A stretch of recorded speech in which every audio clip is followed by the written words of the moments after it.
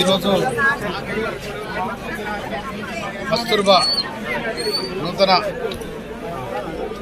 పాఠశాలను ప్రారంభించడం జరిగింది. మధ్యరాల మండల కేంద్రంలో తుంగతుర్తి నియోజకవర్గం. దీన్ని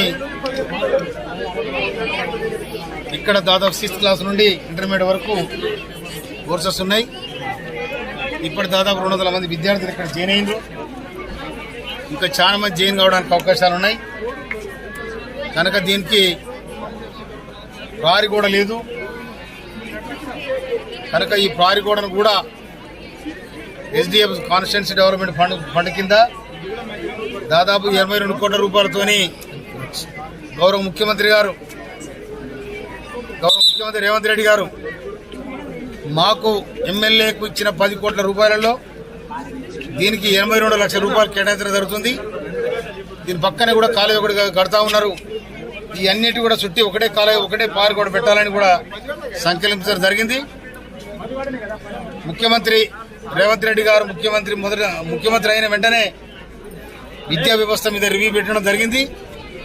ఈ రివ్యూలో గత ప్రభుత్వం 12,000 రూపాయల నెలకు విద్యార్థి మీద ఖర్చు పెట్టి 1,25,000 ఖర్చు పెడుతున్నామని నేను బోకర్ మాట చెప్పింది.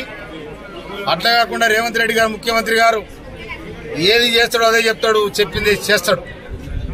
మేము కూడా వారి దారిలో నడుస్తాం. కనుక ప్రతి గ్రామంలో గ్రామ పంచాయతీలో పాఠశాల ఉండాలని చెప్పి ఇప్పుడు దాదాపు 7,000 మంది మెగా డిఎస్సి పెట్టి అన్ని పాఠశాలలకు ఉపాధ్యాయులను పంపాలని కూడా గౌరవ ముఖ్యమంత్రి గారు సంకల్పించడం జరిగింది. ఇప్పుడు ఆ మెగా డిఎస్సి అయిపోయిందా? మెగా డిఎస్సి అయిపోయిన వెంటనే అన్ని పాఠశాలలకు సరిపోని ఉపాధ్యాయులు వస్తారు. మంచి క్వాలిటీ ఎడ్యుకేషన్తో రావాలని కూడా ముఖ్యమంత్రి గారు సంకల్పించారు. మేము కూడా ఇక్కడ కస్తూర్బా స్కూల్స్ ఏతున్నాయో, జ్యోతిరాబాబు పూలే స్కూల్స్ ఏతున్నాయో, ST SC BC minority schools ఏనాయో అన్నిటి కూడా బ్రహ్మాండంగా మంచి క్వాలిటీ ఎడ్యుకేషన్ అందించడానికి ఈ మధ్యలో రివ్యూ మీటింగ్ కూడా పెట్టి వాళ్ళకి మంచి సజెషన్ చేయాలని కూడా మేము అనుకుంటున్నాం.